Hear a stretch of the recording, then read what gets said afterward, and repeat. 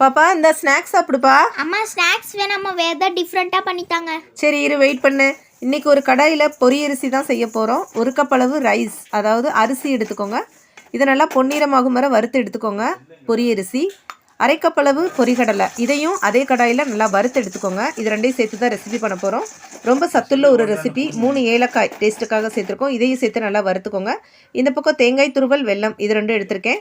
நம்ம எடுத்து வச்சு அந்த பொரியரிசி பொரிகடலை ரெண்டையும் நல்லா மிக்சி ஜாரில் அரைச்சி எடுத்துக்கோங்க. அதோட கொஞ்சம் டேஸ்ட்டுக்கு ஒரு பிஞ்சளவு உப்பு சேர்த்துட்டு நம்ம ரெடி பண்ணி வச்சுருக்கக்கூடிய அந்த தேங்காய் துருவல், வெல்லம் இதையும் சேர்த்து மிக்சியில் 2 கொரகொரப்பான அரைச்சிக்கோங்க.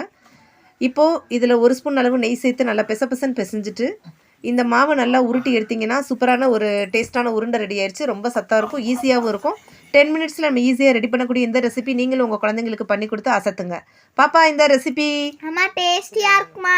ஸோ உங்களுக்கு இந்த சேனல் பிடிக்கும்னு நினைக்கிறேன். லைக் பண்ணுங்கள், ஷேர் பண்ணுங்கள். தேங்க்யூ.